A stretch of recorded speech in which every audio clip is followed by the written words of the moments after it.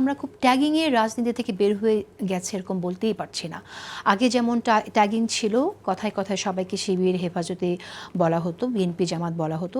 এখনও কিন্তু আমরা দেখছি যে কোনো মতের দ্বিমত হলেই, সেটা সংস্কার প্রশ্ন থেকে শুরু করে নির্বাচন প্রশ্ন থেকে শুরু করে মতের দ্বিমত হলেই তাকে ভারতের দালাল বলে দেয়া হচ্ছে। এই বিষয়টিকে আপনি কি বলবেন? আসলে ব্যাখ্যাটা কি? একটা কথা বলেছি বারবার, সেটা হলো আমাদের আন্দোলনটা যদি 25 দিনের না হয়ে 6 মাস হতো, আমাদের অনেক বেশি প্রাণহানি হতো, কিন্তু বাংলাদেশের একটা বৃহত্তর লাভ হতো।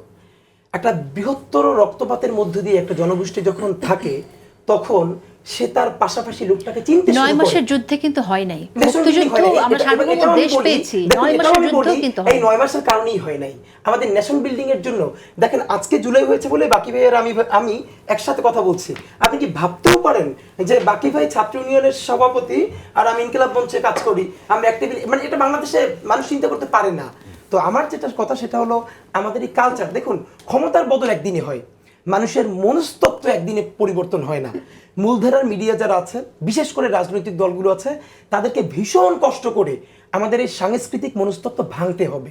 আমাদেরকে যেটা মানে মূলধারা কেউ থেকে সবাই সবাইকে ট্যাগিং থেকে বের হয়ে আসতে হবে। তবে ভাইকে একটা কথা বলি যে মাহমুদুর রহমান একটা গ্রুপের কাছে হিরো, আবার আনু মোহাম্মদ উনি ভিলেন।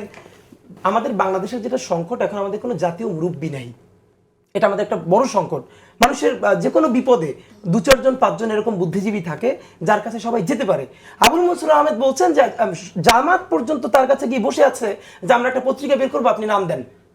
তো তিনি নাম দিলেন একটা, যে নামের মধ্যে আরবি ফার্সি গন্ধ আছে।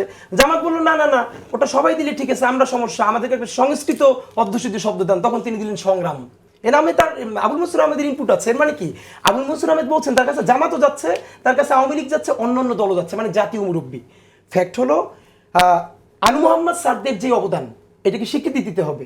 কিন্তু সত্য কথা বলি, আনু মোহাম্মদ স্যার যাদের কাছে হিরো, তারা মাহমুদুর রহমানকে নিয়ে কথা বলতে মানে এটাকে মনে করেন যে এটা এত ছোট, এত ক্লিশে, তাহলে ক্লাস থাকে না। এই যে কারো ব্যাপারে কথা বললে আমার ক্লাস মেনটেন হয় না, এইটা তো আসলে মানে কি বলবো। সুতরাং আমি আমার জায়গা ভেঙে ফেলতে হবে। আপনি মাহমুদুর রহমানের সম্বন্ধে মানে তারা কি কথা বলে, ভালো কথা কোনোদিন বলে? ইভেন আমি একজন পর্যন্ত আজকে শুনি না আমার বন্ধু বান্ধবের যে মাহমুদুর রহমানের ত্যাগ নিয়ে কথা বলেছে। বলেন তো, মাহমুদুর রহমানের খেদে এমন কি কাজ ছিল যে মাথায় সেলাই নিয়ে 9টা সেলাই পর্যন্ত সে বলছে যে এরা সব দিল্লির কুকুর? মাহমুদুর রহমান তো চাইলে দেশ ছেড়ে পালিয়ে যেতে পারতো।